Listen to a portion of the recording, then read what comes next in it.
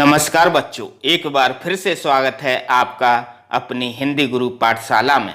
बच्चों, आज हम हिंदी के एक ऐसे टॉपिक को पढ़ने वाले हैं जिसका नाम है समास, जो कि स्कूल परीक्षा के साथ साथ कई प्रतियोगी परीक्षाओं में भी पूछा जाता है।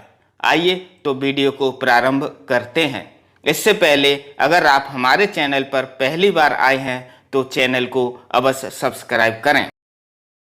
तो बच्चों, समास शब्द का अर्थ है संक्षिप्त करने की प्रक्रिया।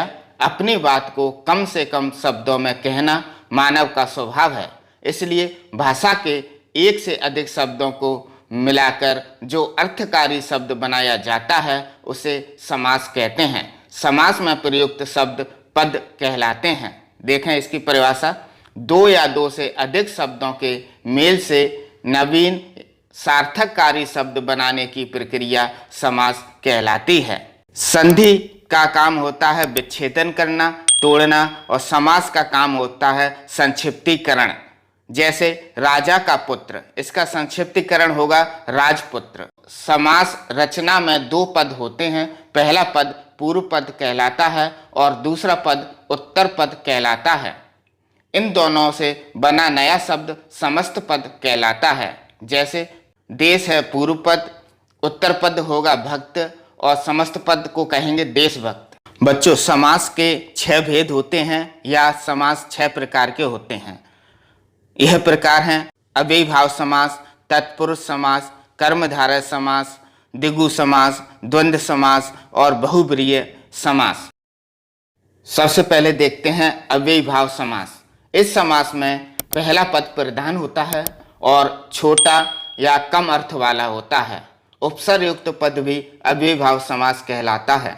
जैसे हर घड़ी घड़ी घड़ी, प्रतिदिन दिन दिन, बेकाम बिना काम के। इसमें पहला शब्द है बे, बे उपसर्ग है। आगे देखें, भर पेट पेट भर के, रातों रात रात ही रात में, आजीवन जीवन भर, यथाशक्ति शक्ति के अनुसार, प्रतिदिन प्रत्येक दिन, भर पेट पेट भर के। दूसरा समास है तत्पुरुष समास। तत्पुरुष समास कारक से जुड़ा समास है। इसमें कर्म कारक से अधिग्रहण कारक तक की विभक्ति चिन्हों का प्रयोग होता है तथा दोनों पदों के बीच का कारक चिन्ह लुप्त हो जाता है। कारक के कारण तत्पुरुष समास के 6 भेद होते हैं। देखते हैं पहला कर्म तत्पुरुष। इसमें विभक्ति चिन्ह को का लोप हो जाता है।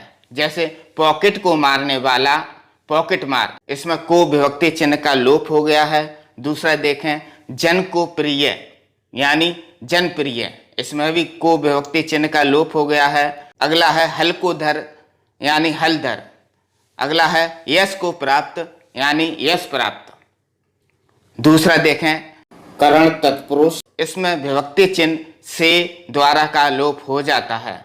जैसे तुलसी द्वारा कृत यानी तुलसी कृत, आँखों से देखी यानी आँखों देखी, गुणों से युक्त यानी गुण युक्त, रोग से ग्रस्त यानी रोग ग्रस्त। अगला है तीसरा संप्रदान तत्पुरुष। इसमें के लिए विभक्ति चिन्ह का लोप हो जाता है। देखें, जैसे विद्यालय के लिए आलय यानी विद्यालय, इसमें के का लोप हो गया है। अगला देखें, गुरु के लिए दक्षिणा यानी गुरु दक्षिणा, युद्ध के लिए अभ्यास यानी युद्धाभ्यास। अगला देखें, हाथ के लिए कड़ी यानी हथकड़ी। अगला है चौथा अपादान तत्पुरुष। इसका विभक्ति चिन्ह से अलग का लोप हो जाता है। देखें, आवरण से अलग यानी आवरणहीन, शोक से आकुल यानी शोकाकुल, ऋण से मुक्त यानी ऋण मुक्त, पाप से मुक्त यानी पाप मुक्त। अगला पांचवा है संबंध तत्पुरुष। इसमें विभक्ति चिन्ह का की के का लोप हो जाता है। देखें, क्षमा का दान यानी क्षमादान, सेना का नायक यानी सेना नायक, देश की भक्ति यानी देशभक्त, और लोक की सभा यानी लोकसभा। अगला है छठवा अधिकरण तत्पुरुष। इसमें विभक्ति चिन्ह में पर का लोप हो जाता है। जैसे रथ पर आसीन रथासीन, मृत्यु पर जाय मृत्युंजय, और पुरुष में उत्तम पुरुषोत्तम, हवा में यात्रा हवाई यात्रा। अगला है कर्मधारय समास। इस समास में पहला पद विशेष तथा दूसरा पद विशेष होता है। जैसे महान है जो आत्मा, महात्मा।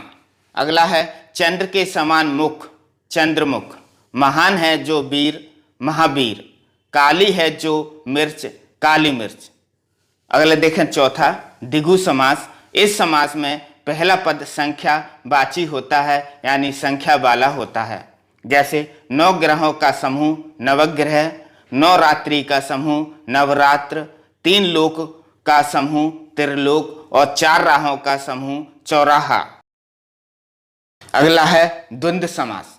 इस समास में दोनों पद प्रधान होते हैं और दोनों पदों के बीच में संयोजक चिन्ह होता है और दोनों पद एक दूसरे के उल्टे होते हैं, यानी विपरीत होते हैं। देखें जैसे माता पिता, माता का उल्टा पिता है। और देखें अमीर और गरीब, अमीर गरीब। उल्टा और सीधा, उल्टा सीधा। देश और विदेश, देश विदेश। अब देखें बहुब्रीहि समास। इस समास में कोई भी पद प्रधान नहीं होता है, दोनों पद मिलकर तीसरे पद की ओर इशारा करते हैं। जैसे नीलकंठ, नीला है कंठ जिसका अर्थात शिव जी। पीतांबर, पीले हैं वस्त्र जिसके अर्थात कृष्ण जी। दशानन, 10 हैं सिर जिसके अर्थात रावण। तपोधन, तप ही धन है जिसका अर्थात तपस्वी। बच्चों, अगर आपको यह वीडियो अच्छा लगे तो वीडियो को लाइक करें तथा चैनल को सब्सक्राइब करें। धन्यवाद।